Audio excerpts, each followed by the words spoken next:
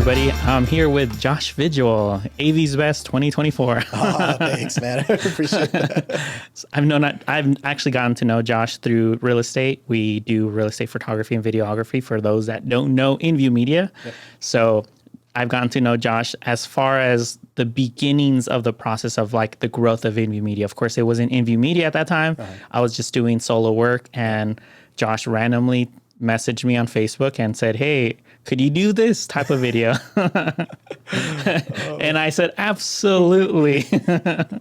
It was marvelous. The cinematic movements that Josh presented on that message was very nice.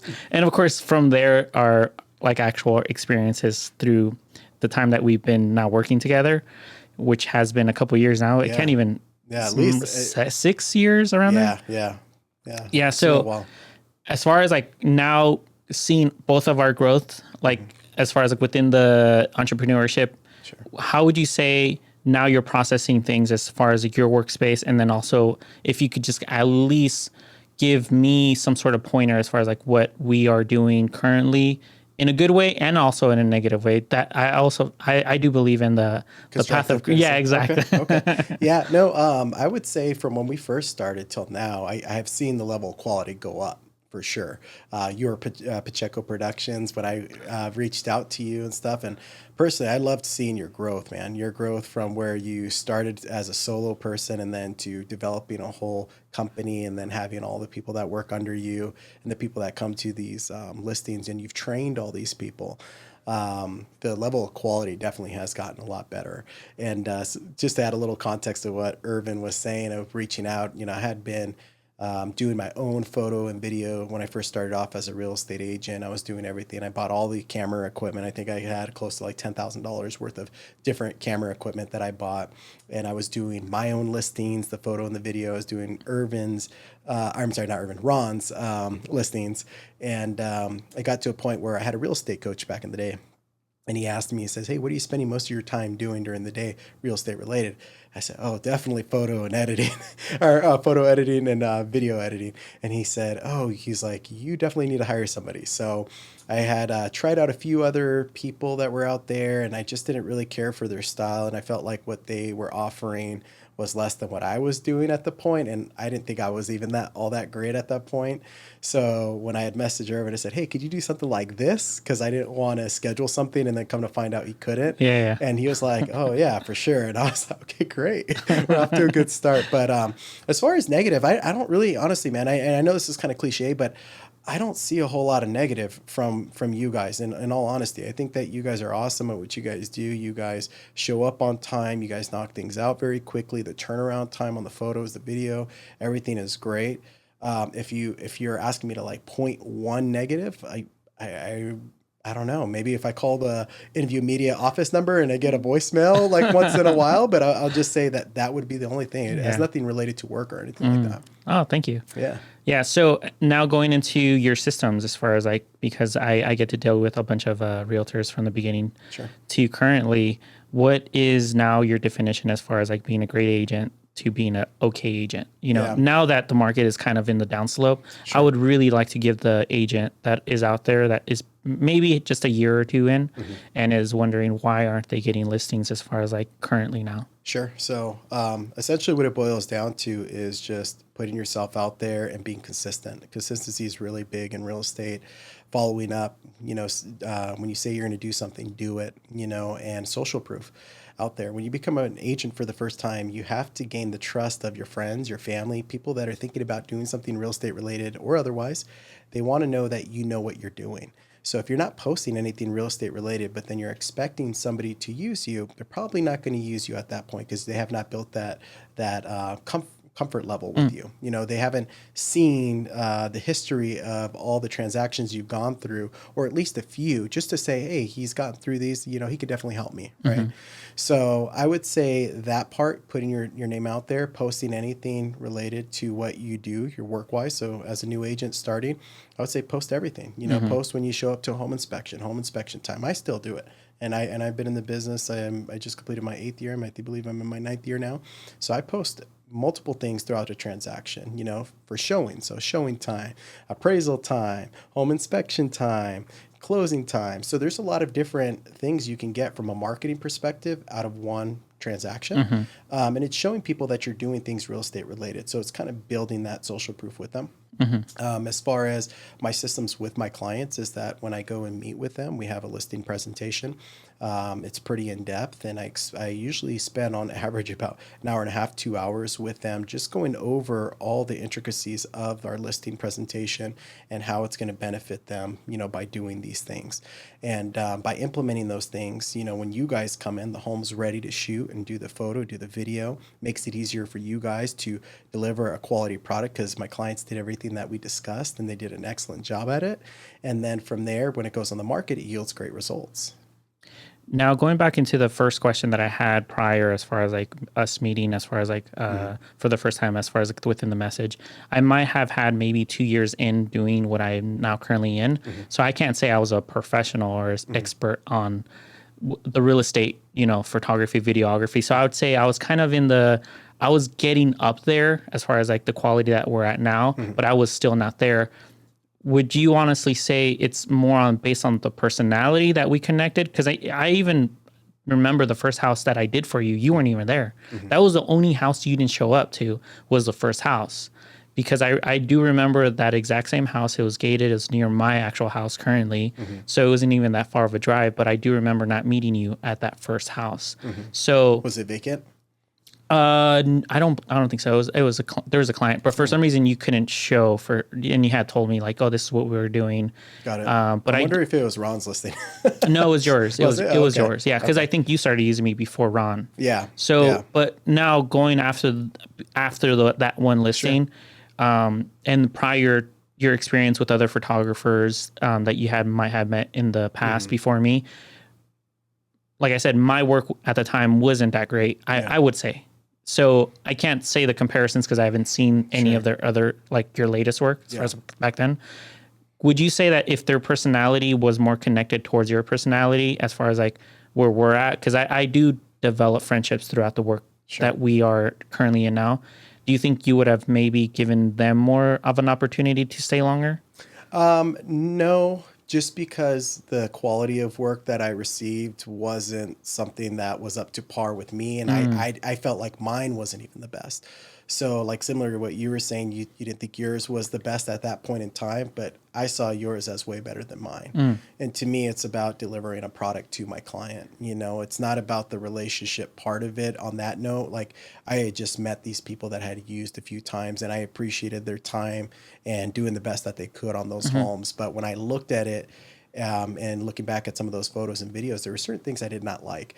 You took my vision that I had and what I expected from a real estate video, and you made it so much better.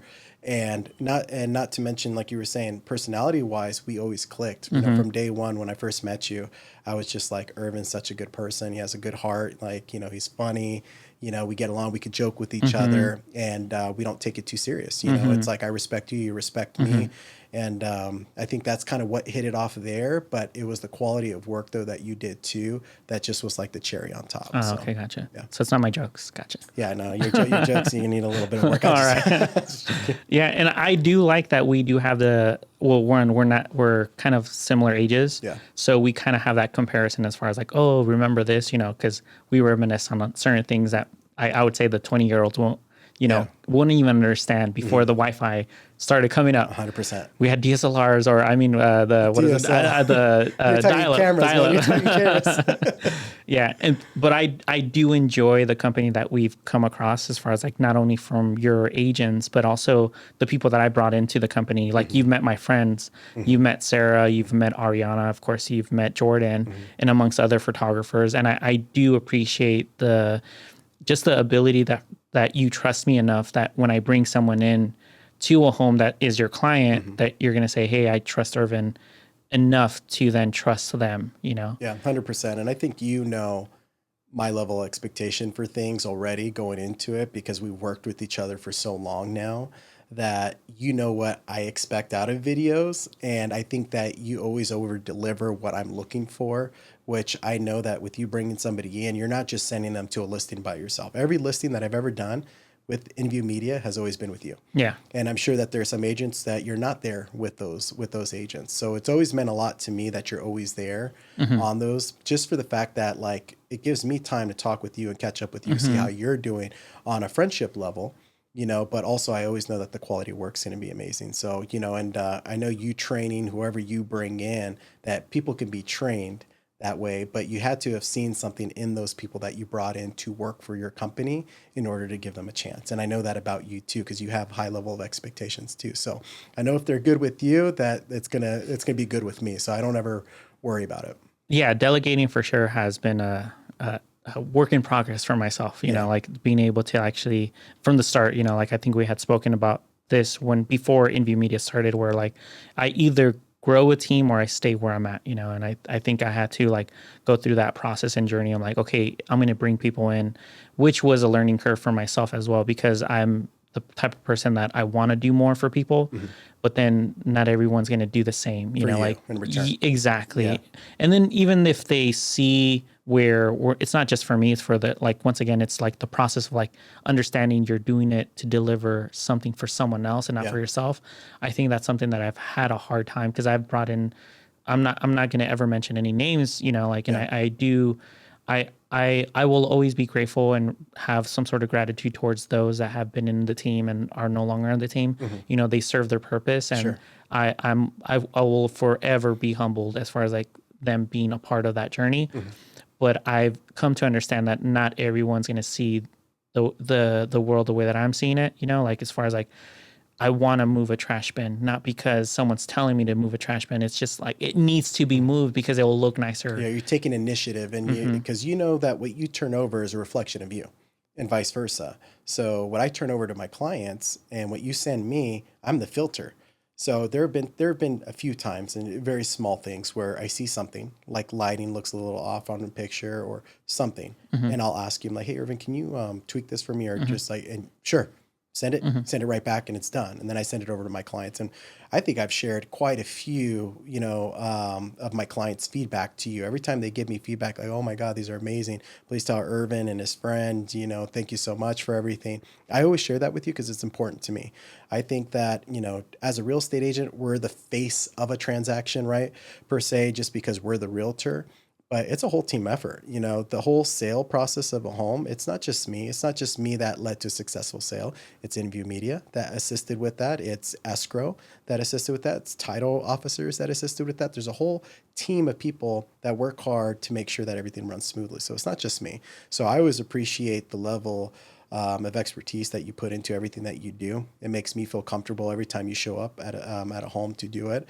And there are times where we show up at a home and, I was told the home is ready to shoot, and I realize it's not. And I'm like, and you just see me hustling. And you've seen me as an agent there sweeping porches. You've seen me changing things, moving big pieces of furniture and things like that. And I do it because I know it's going to look better online for my clients, and it's going to yield them better results. And sometimes my clients are elderly. They can't move those things. So I take it upon myself to move it, and you always jump in and help me, which I always appreciate. So I think we're just on the same level as far as what we expect. We both have high expectations, and we both want to deliver great results for, you're wanting to deliver great results for me and for my clients, and I want to deliver great results for them as well. So I just think we work so well together that way. Yeah, I think it's just more on the fact that we are entrepreneurs, as far as, again, that's the next question that I want to get into is the definition of entrepreneurship. If you could kind of give me your definition as far as like your own personal definition. Sure. My is just kind of being self-made, so you going out there, being self-made, not having somebody over your back telling you what to do, but creating that own path for yourself. So from a young age, I've always had that entrepreneur mindset. From the time that I played soccer, we used to have these fundraisers, right, where we would sell popcorn to our neighbors. I think it was like $3, for a bucket of popcorn or something. And I would mark it up $1 and go sell it, because I knew if I sold it and I got $1 out of it as a young kid, that I had $1 that I could spend at the ice cream truck, right? Same thing with the beef jerky. That was like my favorite time of year during the fundraisers. I love beef jerky. And I would do the same thing. It was $1. I would say $2, and I would go sell it, and then I would make $1 on each one of those. Wow. So it's just from a young age, I've always been that way. I didn't know at that age what I wanted to be, but as an adult, when I look back on my life growing up, I've always kind of had those mannerisms that were just kind of built into me. And I think a part of that too is just kind of how hard my mom and dad have work. And I've always known them to be very hard workers in life. So for me, I think it's just kind of been instilled. But on the entrepreneur side of it, my mom too, she's in sales. She does marketing online. She did radio advertising for many years. And now she does billboards, so my mom's been on that side of it. So I think some of it might have been passed down somehow, from her to me. And, I'm thankful for all the things that she taught me in life, to kind of lead me to where I am today. Yeah, I do agree, and I do believe in the power of social proof, as not social proof, connecting your habits as far as like what you've seen in your, I guess, your childhood from either your both parents. I've icon my habits from both my mom and my dad. The one thing that I've taken in is just the concept of hard work. That the like just being patient. Like, okay, it will come. Just keep going. The momentum will kind of like get you into the next path or the next stepping stone. Now, of course, I'm technically an immigrant, so I'm coming in from a different country. I still kind of have that mentality just because of my life experience. So I could say that, yeah, I've learned certain things from my parents, but it's also coming down to, just like yourself, I saw the value of the dollar as well, because I used to draw as a kid. So I used to sell drawings as a kid. That's awesome. And I feel like every time I ask another entrepreneur the same question, they always come up with I used to sell candy, or I used to sell this. I'm like, it kind of comes down to the need of the want, like I want this, I don't have it, so how could I do it? That's just the path that maybe it's built into us, but then put in the place of, not having, your mom giving you snack money or your parents giving you this or that. It's just like you develop, your patterns, like, this is what I could do. You solve the problem rather than someone solving the problem for you. Yeah. And I think that's a big benefactor as far as like for any entrepreneurship coming up, as a 100%. Kid. Yeah. Well, yeah, I've gotten that similar answer. So yeah, so there must be a correlation there. Yeah, I do agree. I think right now what we're doing is we're romanticizing the word entrepreneurship. I think that's why I like to bring it up. Speaking it from an entrepreneur and then hearing it from another entrepreneur, like what is an entrepreneur? Because I do see a lot of what are they called? People that are always online. What are they called? Influencers, but you never know what's behind the scene. Their parents are probably paying for all their equipment, or they're paying for their housing or whatever. And I do believe if you're going to be an entrepreneur, you have to step into the deep end 100%. Of things, because that's where you start to notice the problems and like, okay, here's the problem. What could I do to solve this problem without even having the knowledge? Momentarily, you're going to maybe feel anxiety or you're feeling uncomfortable, but through that process, you start to develop, that personality trait. I'm like, okay, I am now a little bit more stoic today than I was yesterday. Yeah. I now know how to control my emotions because I've gone through all these dire parts of my life that being uncomfortable is normal to me. And I think that's the one thing that a lot of I don't want to say, every rich kid, that comes up is going to be the type of kid that doesn't understand how to create a bad moment and say, I could control this, because I have seen people that have, I would say that come with money and then they just, maybe their car gets scratched, they blow up, and I think for me, it's more of I've gone through too much in my life that if I got, it just doesn't. And you probably do your best work when you're in those uncomfortable areas of life, like when you're operating in discomfort, you tend to do your best work. Because for me, it's like, as a real estate agent, when I first started, I'm sure I had bumps in the road, with going through transactions, trying to figure out things, what's going to run smoother for my client, and taking those pieces out and say, okay, I felt very uncomfortable in this transaction because this occurred.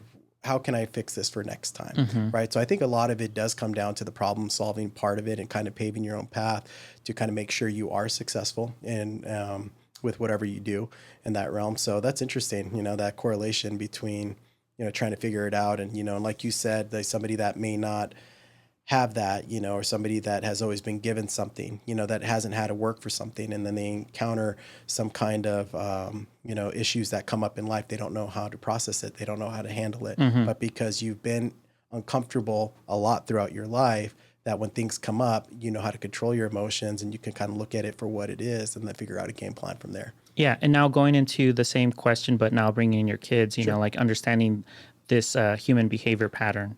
Do you let your kids have their own mistakes, even you seeing that what's going to happen, you still let it happen, Yeah. just so that they could kind of correlate later on? Yeah, 100%. So I'm very big on that. People need to make mistakes to learn from them. If I'm always telling my kids, don't do this, don't do this, don't do this, and they don't do it, they're not really learning anything. They're just listening, right? At that point, like, they can understand why I'm telling them maybe not to do it, but maybe the understanding is not fully there, right? So like my son, he's really big into baseball right now. We play all the time. I tell him, don't throw the ball over the fence. Don't throw the ball over the fence. And then sure enough, he threw 3 balls over the fence earlier today. I'm like, well, now we don't have a ball to play with, right? So then now he understands when he's going outside. He's like, well, now we don't have a ball, so I need not to throw it over the fence. And now he's learned that, right? But yeah, I'm very big on that. You need to give your kids a little bit of leeway to where they can figure things out for themselves, make those mistakes, understand why those mistakes happen, and learn from them. As a parent, though, you always want to be there to protect them, right? And part of the protecting you have to look at is, am I protecting them further down the road in life when they become adults, on how to handle these things, because I let them encounter a little bit of hardship, with little things that may not be real hardship, but it's hardship for them. They're missing a toy, they're missing a ball, something they wanted to play with, and now they can't because it went over the fence. Now they'll learn moving forward, when we get them back from the neighbor, is don't throw it over anymore. And they're going to take that serious, at that point. Do you believe that if, let's say, you do the opposite, where you're always fixing things for them, do you think that's overly nurturing? I think it could be, because I think a child could, they could grow comfortable with that, right? And then when they go off on their own and they don't have that, they may not know how to handle that. Yeah. Right. So I think sometimes that when we want to nurture, the best part of nurturing is by not nurturing, if that makes sense. Yeah. So that they understand, if they get hurt or something, that we're not just running and coddling them really quickly. Like, yeah, of course, like, when my kids get hurt, I want to grab them, hug them, kiss them, and say, are you okay? Make sure they're doing okay. But if I see my son fall down and scrape his knee and I can tell he hurts, I tell me, you're okay. You're good. You're good. Like, you're okay. Like, we'll check it out, but are you okay? And like, take a breath, and just kind of talk him through it. And like, he realizes, and now when he falls or gets hurt, he looks at me and says, I'm okay. And he gives me a thumbs up. There you go. So it's just those kind of things that, being a parent's hard. It takes a lot of work, out there. Anybody that's a parent understands this. That's a good parent that, wants their kids to be succeed in life. You want to give your kids everything in life, but sometimes you don't want to give them too much too, right? Because you don't want to create a spoiledness in those kids. And like you said, you want to allow them to make mistakes here and there so that they can kind of learn from them in their own right. And then you also want to let them create their own path. Because if you're always pushing them or pushing them a certain way, you're pushing them down a path that you want them to go down, not necessarily a path that they would probably maybe excel on if you just let them just kind of expand and just kind of take it upon themselves. Yeah. So. Yeah. So yeah, I can't really say as far as like any experiences that I have as far as like having kids, because I don't have kids. Yeah. But as far as like what I've experienced as far as like as a child, like I do agree the best path is just to let your kids understand their mistakes, but then of course, if they don't understand it, at least try your best to explain it. Because that's the one thing that I've kind of had to learn through, I guess, my process of like being an adult is like understanding why certain things didn't work out, because my parents were more of a don't do this and that's it. It's just a don't do this and there's no whys afterwards, there's no explanation. And you can't question why, because then it's disrespectful. Exactly. Yeah. And I think that's something that we have to kind of break out of, because as a kid, I'm like, I'm just a kid, just maybe I was just curious, like I don't know. I don't know the consequence because I've only been on earth for 4 years or 5 years or whatever. Yeah. So I think it's just more the concept of like, yeah, it's good to be nurturing, but like you're saying, overly nurturing, I think people just become as an adult codependent too much. Exactly. Where they just don't know anymore how to actually solve any problems because it's been solved for so many years that now they are just waiting on something. Yeah. And now I think that's where we're at now, where people are finding entitlement to, where people maybe are given too much or were given too much. And at this point now it's almost like they're expected to like, as far as like the world in general, to like, hey, I expect it this way. I'm like, well, expectations, aren't really realistic Yeah, sometimes. yeah, I get that 100%. And another thing to add to the having kids is that you need to have that relationship with your kids as well too, where they can come to you and explain things that have happened.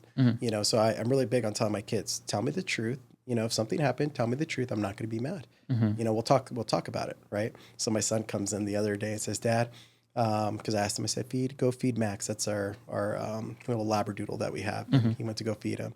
And then I said, is everything good? Max fed? He's like, yeah. He's like, Dad, I spilled some water though on the ground and on the carpet. And I said, okay. And I said, well, what did you do? He's like, I picked it up. I cleaned it up.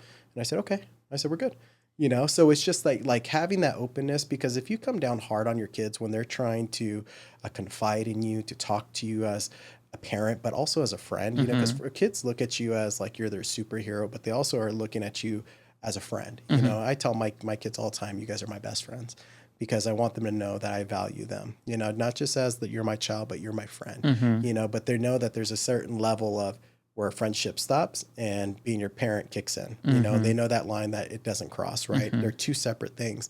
But I want to build my kids up on that note, but I also want them to feel like that they can come to Christy, that's my wife, which Christy's really good at just listening to our kids, talking to them and stuff. She's an amazing mom.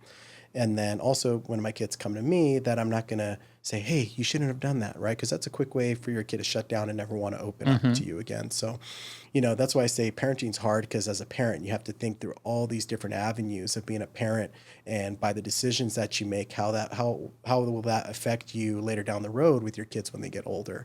So I just kind of take it stride one step at a time. I'm learning as a parent too. I have a son that's going to be 8 years old, and I have a daughter that's going to be 10 years old, so I've been doing it for a little bit, but, by, no means am I a professional, parent. I think parenting just takes constant work, and you just need to continue to better yourself as a parent. And how old was your son when he told you about the water spill? Oh, this was just a few days ago. Oh, wow. Yeah. How old is he? Yeah, he's 7. Yeah. Wow. Yeah. Wow. He's a mature little kid then. Oh, my son is super mature. He is, man, I can't, I just want to talk so much about my kids. My eyes start to water because I love them so much. He's just such a smart kid, just such a good-hearted kid. And, and he takes everything that I tell him as like a lesson, So when I tell him something, he takes it to heart and he says, okay, Dad.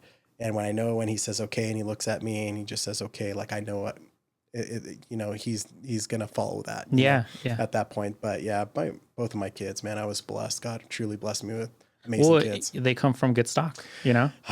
Christy's a big part of that, man. She is, I'll say both. Cause I the way that I've known you, as far as like the way that we're having the conversation, usually this is how we normally talk at a house. Yeah. So it's nothing that we're being disgenuine, like I'm not putting a facade. I'm not saying anything that I wouldn't say at a house right now. So I would definitely put it together, you and your wife. Oh, 100%. I play a part in it too. I just like to give Christy her recognition. Of course. Yeah, she's such a hard working mother, and I'm a hard working dad too. We just complement each other so well. And I just don't like, me, I don't like stroking my own ego or anything like that. And even with winning like these awards, like the AV's Best or whatnot, it's not just me, it's like, you know me, it's like, I don't take that as just like, yeah, that's me, everybody, I got this award. No, that's not me. We did it together. I said to my clients, like, without you guys are a big part of why I get this, because you guys were the ones that supported me. You guys are the ones that voted every day. If I didn't have that support from good clients, friends, family, like I wouldn't be where I am today. And, and I'm not where I want to fully be yet, but with the successes that I have, I attribute that to everybody, to you guys too, putting in quality work on the listings. And that's a reflection of me, because I use you guys to do all of my listings and things like that. So I think everybody as a whole deserves their recognition. So that's kind of why I bring Christy up in that. Just, it's hard for me just to kind of accept it as it's just me, because it's not just me. Well, shout out to Christy. Shout out to Christy. Yeah. So actually you had mentioned something right now, as far as like, you don't like to kind of like give yourself, like, I guess the boasting of yourself. Yeah. But we are in sales, like, and it's just the name of the game at this point, like both for me and you, I have to like brand my company in a certain type of way, and you have to brand yourself in a type of kind of way. Yeah. And I have noticed it not just in my source of work as far as like not an entrepreneur, but as a content creator, where people come up, and they overly post, like they like to perform. And for me, it's been fairly hard to actually kind of go into that path, because if I want to give information, it's because it's for a reason, I can't just go on camera and just like randomly just give information just to say, hey, I'm marketing myself today, because that's what it is technically right now on the algorithm of Facebook and also the algorithm of Instagram. It's just like you have to push your social media. How are you now going through that process right now? Because I do see you advertise, which what you're doing. And I actually had a little class this last week or this past weekend. The one that I wasn't invited in? The one that you were invited, but you didn't show up. And literally it's like 10 minutes from your house. So thank you so much. Wow. Geez, I wish I should have been there. You should have been there. Let me know. See? Well, so I have noticed that, those that are actually putting themselves out there on social media are getting a little bit more attention, which is fine, but I haven't matched the data, because InView Media does make decent money. Like we have a decent amount of a clientele. Even when the market is down, we're still thriving. We have a good amount of clients that not only use us, but also refer us. Yeah.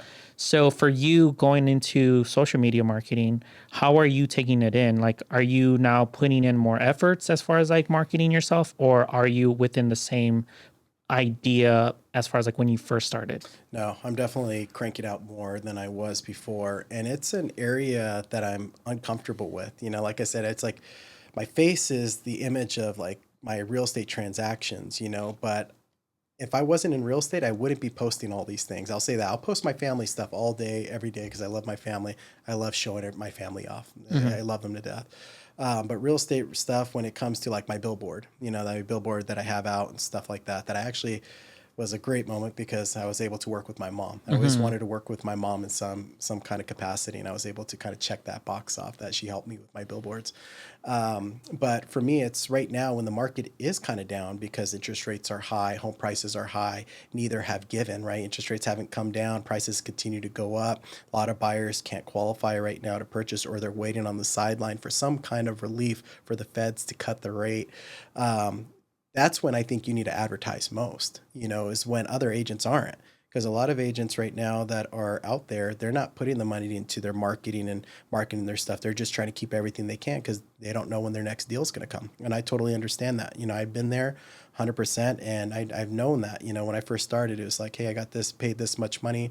After, my splits are paid and I walk away with my money, this is how much I have. I need a little bit for my savings, a little bit for my home. Now I'm left with this. I have this to work with, right?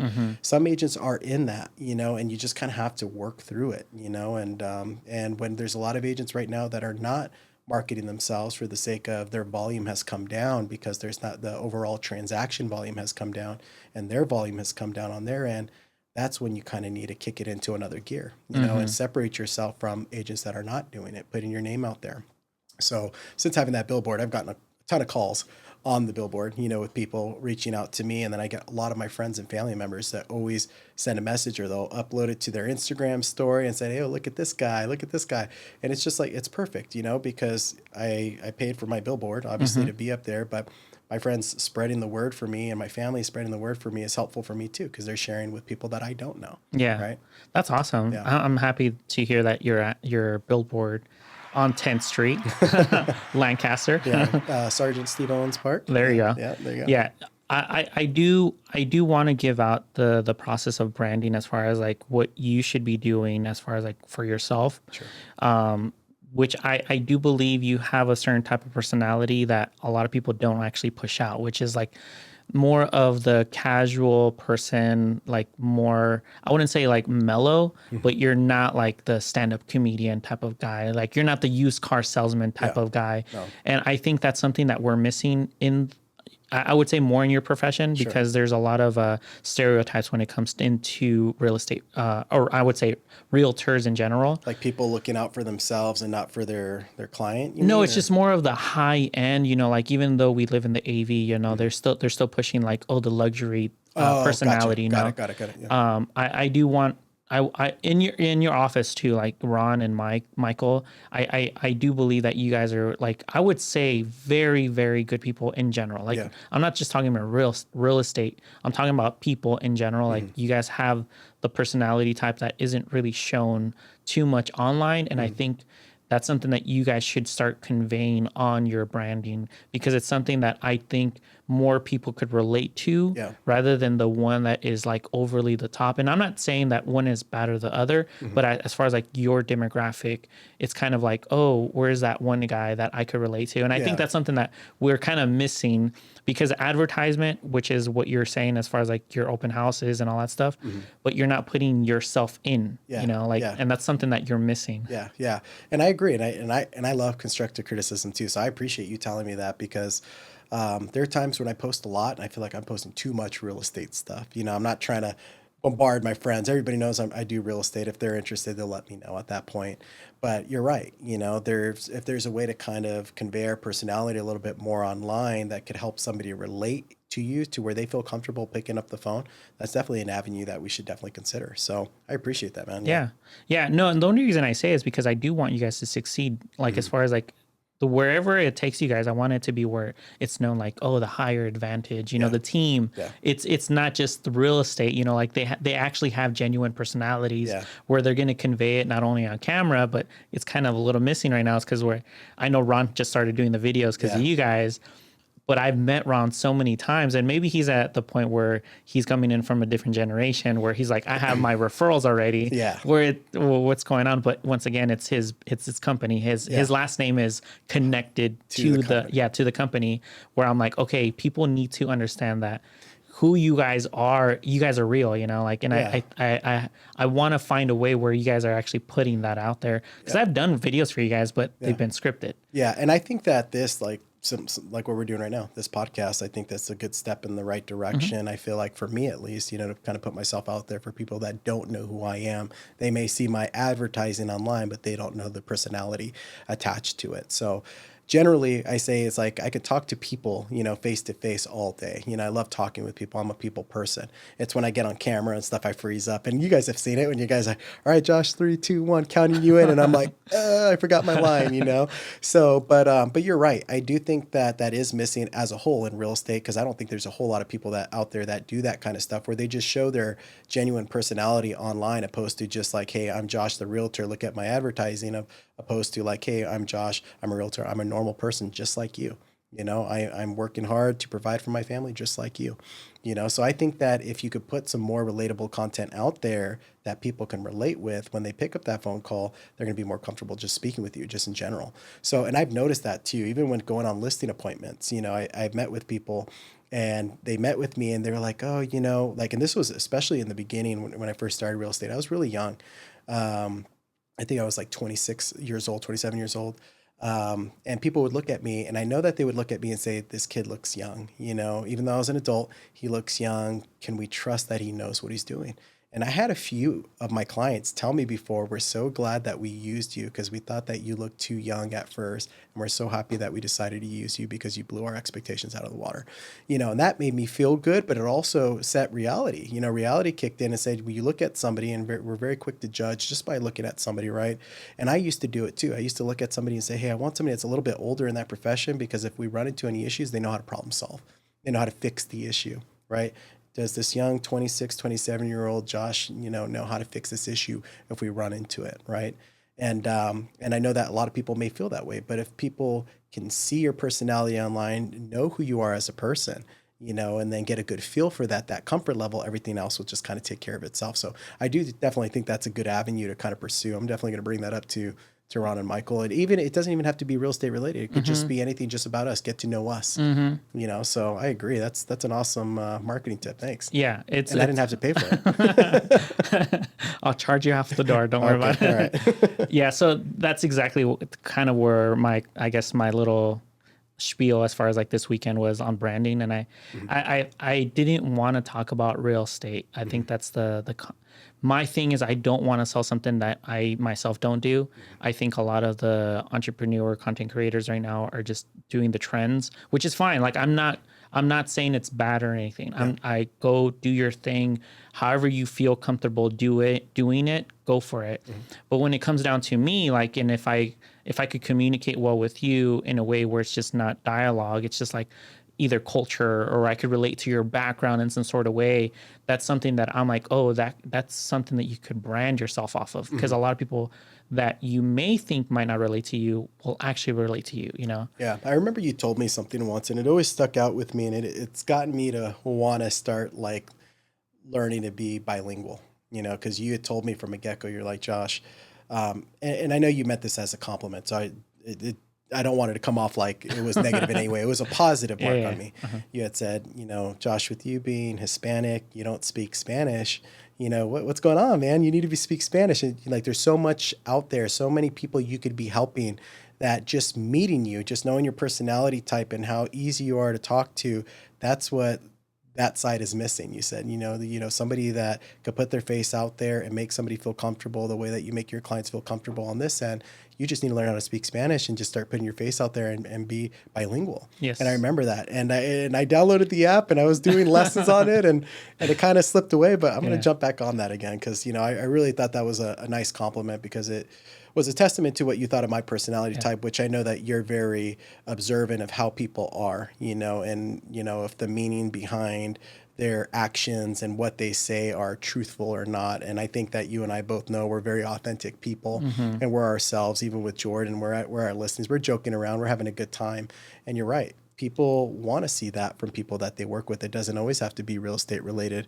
Some people just want to know that you're just a normal person they can have a conversation with. Yeah. And I do believe that you are missing the mark on when it comes to, we're going back to the language aspect, is because your age right now, you're relatable to a lot of adults that have kids that look like you. So they will approach like you, not as a realtor, but almost like right away, oh, he's family.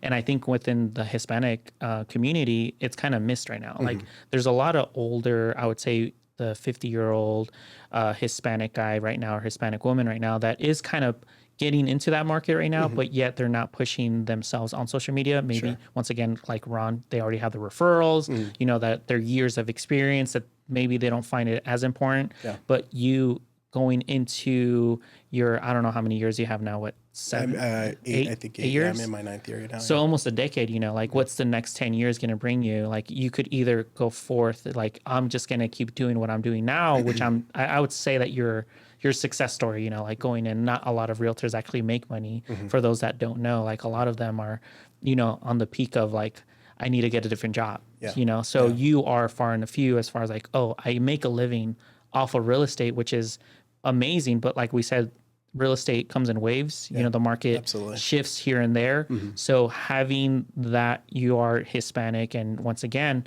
you could relate to a mother or a father. Hey, like, oh, you look like my son, or I could relate to you like, oh, you look like my nephew. But once again, once they start talking to you, they say he doesn't speak Spanish. Oh, like, oh no, I do remember that we did a house in Palmdale. I know exactly which one you're talking about. Yep. And you were outside, and right away they started talking to you, or the guy started talking to you in Spanish. Yep. And right away he noticed that you didn't speak Spanish. And who did he start talking to? You. He started talking to me. Yep. And he started telling me all about his house, how long he's lived there. When he plans on selling. He literally now put the position of a realtor onto the photographer. Yeah. Hey, you want to sell my house, Irvin? Exactly. Exactly. Yeah, I remember that like it was yesterday. That was off of when I was doing my listing off of Willowbrook Street in West Palmdale, across from Recur. And you're right. We were outside. I was just with you guys, just kind of looking over your shoulder. I like watching everything you guys do from start to finish, just kind of being present. And he was walking around, seeing everything we were doing, and then he started asking me questions. And I think he even kind of like, I don't want to say he scoffed at the guy, like that like you're Hispanic and you don't speak Spanish, Yeah. But he definitely did, And a big part of the reason why I don't speak Spanish, is that growing up, I had a hard time saying my letter S's and R's, and so I had to see a speech teacher when I was young. And my mom may not agree with this, but I say this is why I didn't learn, is that she didn't want to confuse me with the different enunciations of Spanish between English, because I was already having a hard time pronouncing things in English at that point. But my grandmother, she never a day of her life, every time I was around her, she never forgot to tell me, like, you need to speak Spanish, mijo, you need to speak Spanish all the time. All my grandparents are from Mexico, have migrated over from Mexico. So my mom was first generation out here, and then I'm second generation. So you can kind of see as the generations go on from living here in the United States, that the Spanish dialect kind of just goes away a little bit, with just being out here because English is the first language. But I do definitely think not knowing Spanish, that I could be further along in my career if I did know Spanish, because there are plenty of times where I've had people reach out to me on a call, and the first thing that I hear is, "Do you speak Espanol?" and I say, "No, I'm sorry. I said I don't. And it's like I wish I had somebody on my team that spoke Spanish, because I would just say, "Oh yeah, please, hold," and I would connect them. At that point, and I've had a dozen of those phone calls. So, that just goes to show that somebody's looking for some kind of assistance, but also from that side of it, from somebody that speaks Spanish, that doesn't speak English, that's living here and that needs to do something real estate related, they need to be comfortable. They need to understand everything from start to finish. And if you can't provide that to your client, don't set a false expectation for them that they're going to be able to understand everything at that point. And it takes a lot for somebody that doesn't speak English to reach out of their comfort zone to find out if you speak Spanish or you don't, at that point. And when you say you don't and they try to form sentences to, trying to explain what they're trying to get, I totally understand that. So there's that level of comfort there for them that they need in that place. So I understand it from both sides, and that's going to be my goal coming up, is to start learning Spanish on a consistent basis. Yeah. So. No, for both of us, because I grew up here. I might have been born in Mexico, but it's not like I was raised in Mexico. So my Spanish right now, it's literally dwindling throughout the years that I've been living here in the United States. And whenever I get to meet someone that speaks Spanish, I'm like, oh my God, thank you. Because I now get to practice. Yeah. I only get to practice with my mom and my dad, and everyone else is all English. Yeah. But then again, I get to meet clients and they're only Spanish speaking, and right away they're connected, 100%. I was given a camera because just I spoke a Spanish, into a house. And once again, it was a realtor and they were talking to me mostly and not the realtor. Yeah. I'm like, I'm connecting with the human, rather than just the transaction. 100%. And they were telling me about their kid went to college and he took a photography class, and all of a sudden they bring out a film camera for me. I'm like, oh, this is his. He never used it. You can have. I'm like, there you go. Like, that's awesome. Thank you. $5,000 camera later. Yeah, but I think when it comes to, I'm not just talking about Spanish. I'm talking about language in general. I think it's just like, it's a way to connect with the community in a way that it's just, yeah, you could do the translation with another person, but once again, it's just a translation. You're not speaking to a person. Like you're saying one thing and then they translate it, and then they understand what you're saying, but it's missing the connection, right? Yeah. The flow of like the conversation is no longer there. And I think when you're speaking in Spanish and if there's only speaking in that language, I think you start to connect with just the language itself. 100%. But yeah, that's just my 2 cents on. Yeah, I agree with that 100%. I think we're 100% on the same page, and we're friends, and you and I have, we're not shy of conveying our opinions to each other. We're very respectful about it, and you've always been. You look out for my best interest, I look out for your best interest, and that's how I see this. Is that definitely an area that I can get better in. On that note, is becoming bilingual and and connecting with more people. Yeah, that's the name of the game, because. We have, I think I had mentioned that we have our motto in our office, you take care of your clients, the rest will take care of itself, and that part of it you're saying on that side, because you deal with a lot of agents in both communities, and you're saying that part is lacking on that side of it. That's an area that, that I should learn just so I can connect to more people, help more people on that side of it. So I think it's lacking on the age. Yeah. The ages, like even if a realtor is within the same experience where they were born in Mexico, maybe they're a dreamer, they might have their social, but they're working here. They, for whatever reason, they lost their Spanish, like the language that technically they should understand. But it's not that I want to say that you have to learn Spanish. I'm just saying it's just a benefit. Oh, 100%. I agree. And I think just even if it's like real estate doesn't come from it, it's nice to just know other people and just be able to communicate with other people from all different aspects of life, because you might learn different stories that may impact you in some kind of way, right? And I'll never know what those are unless I learn. right? So that's a big factor too. And I have a group of guy friends that are all, they're bilingual and they speak Spanish. And then I come in the mix and they start laughing and joking with me and they give me a hard time too and stuff. But yeah, I definitely think it's an area just bettering myself as a person, you know, wanting to develop myself more as a person is to learn. So, you know what I'm going to do? Jordan, could you hand me that box over there, right there under that hat? And then hand it to Josh. And then hand it to me. Okay. So what I'm going to do for Mr. Josh, because we are talking about Spanish, learning Spanish, I would say. Sure. I'm gonna actually give Josh as a present, as you know, maybe for the family and friends. Okay. Awesome. Know? And hopefully, I'll clip this one so that Yosabo knows that we're giving this out to a good friend. Hey, Yosabo, if you want to sponsor InView Media and their podcast. This is a card game called Yosabo. Okay.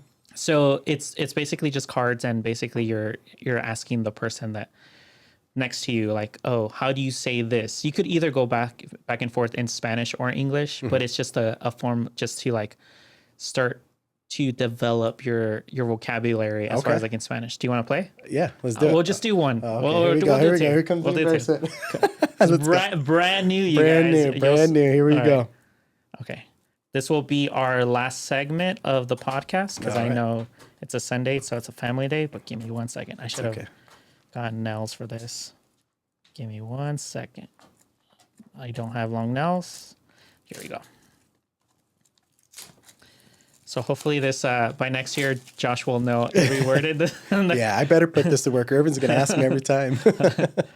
Well, I do hope that your kids enjoy it too. I think they definitely will, for sure. Yeah. So, oh my God, it's so much plastic. I know. What's going on over here? Come on, Yosabo. All right, give me 1 second. Let me rip this apart. And I've actually played this with my friends, like when we go to a brewery. Okay. I've actually given this to my other friend, Liz, and she brought it up, and we were just literally just playing amongst friends, and some of them, they didn't know Spanish, so it was fun. That's awesome. Yeah. So it's a good way to connect with people. Yeah, 100%. Talking about languages. There you go, Irvin. Here we go. So I believe there's 3 levels on this. Okay, do the easiest for me. Yeah, so 1 second. Okay. And I'll probably have to order more just in case I have more guests that need to learn. So let's do the English. Let's go an easy one. I'm looking for an easy one for Mr. Josh. Okay. Is there an easy on top of easy? I'll pick an easy one. Okay. I'm going to look for the easiest of easy. Give me 1 second.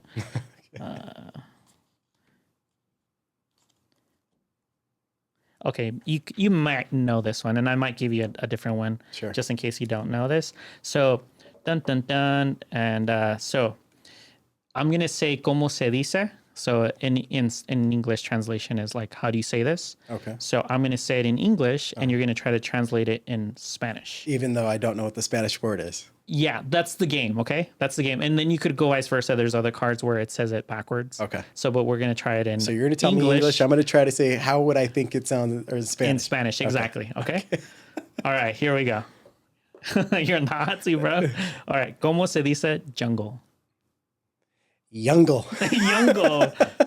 One more time. Man, I have no clue. Okay. I wouldn't even know where. That's what I would honestly say. Okay. Jungle. Jungle is incorrect. It is selva. Selva. Selva. All right, we're going to do one more. Selva. Selva. Let's go an easy one. I just had A's at the end of everything. Okay. Okay, this one should be kind of easy, I think. I don't know. You said the same thing last. All right, ¿cómo se dice wallet? Ooh. I almost feel like it would be wallet. That's what comes to my mind would be wallet. I don't. So the same word. Yeah. That's what I would say. I would be saying waleta. Oh, not even close. All right. So that was your final answer? Yeah, that was my bad. All right. So the only thing that you had right was there's an A at the end. Okay. So it's not waleta, it's cartera. I can't even roll my R. Say it again. Cartera. Cartera. There you go. Cartera. Now you're Hispanic. Let me do one. Let me do one for you. All right, go for it. I think there's more here.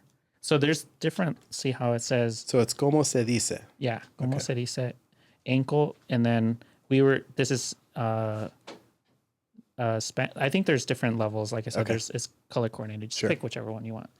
Now, once again, I am losing my Spanish, and I'm pretty sure I'm more on the Spanglish side than Spanish. I just want some payback, bud. Dang.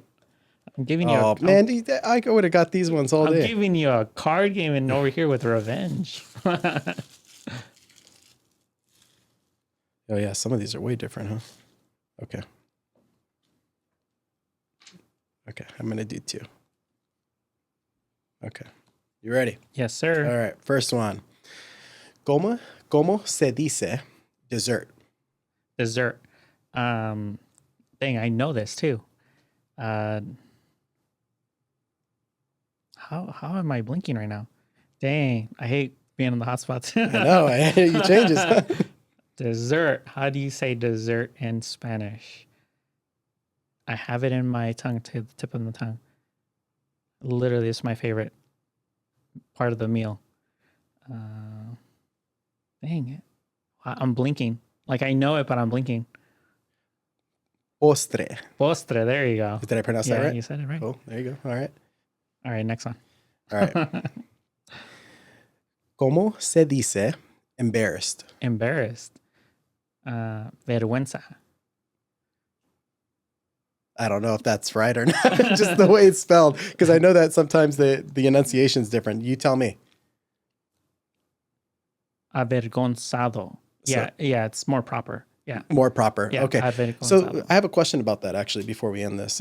So I've heard that proper Spanish is more Spanish that dialect that originates from Spain, and that Spanish that is used commonly just on an everyday basis, more like slangish a little bit. Is that true? I can't say because I'm not a historian or anything, but what I could honestly say, if you're trying to learn any type of language that's not your first language, I would say it's more go and watch movies and maybe listen to some music. That way you could start to understand the flow of the way that things are said. Sure. Avergonzado, which was the embarrassment. I don't know. It's just proper. It's just the properest way to say embarrassed. Well, so when I was doing Rosetta Stone, that's what I was doing. I was doing the Spanish on that. And what I was told by a good friend of mine was that you're learning more of a Spain style Spanish, more proper Spanish, but that Spanish, like everyday use, is more slang. There's more slang to it. And I never understood that part of it, but when you said it sounded more, or that's the proper way to say it. So if somebody were to convey sentences in the proper way, is it going to sound funny to you? You know, the way that you're used to speaking Spanish. Yeah, but this goes with everybody. Even in the U.S., we have different dialogues, you know, like from the Valley to the Midwest to New York. You know, we have different formats of actually putting words together. Yeah, so it's very similar that way. Yeah, it's very similar. And then you could just basically say, hey, and this is the way that I'm learning right now. And if there's a way that you may have said, you have a different way to say it, then you'll pick it up as the way that you're kind of going about having the conversation. Yeah. So that's kind of the way that I wouldn't say this is the wrong way to learn. This is probably the best way because you're having fun with the family and or whatever. You're learning words. Like, and you're kind of feeding your brain and like, oh, this is what I think it should be said, but maybe it might be too proper. But if it comes off too proper, you know, like no one's going to say anything. Yeah. Okay. Yeah. I was just kind of curious, you know, I just want to make sure that if I'm learning it, that I'm learning it the right way. Yeah. So I appreciate that. Thanks for the gift, man. That's awesome. Yeah. So the next time I see you at your listing, I'm going to ask you, how do you say wallet? Wallet. Okay. Do you remember? Waleta. Oh my God. No, the game doesn't work. It doesn't work because, what is it? Cartera. There you go. So I'll remember that. There you go. Congratulations Thank on you. Thank my you, sir. gift. Appreciate Mr. Josh. Appreciate you. thank you so much for actually coming on to the podcast. Yeah, not a problem. You know, was it as bad as you thought it was going to be? No, honestly, it was a lot more comfortable than what I thought it was going to be. I had a good time. You make it very easy, so I appreciate it. And I think that's something that I really want to push into people's, I guess, the concept of what the podcast is.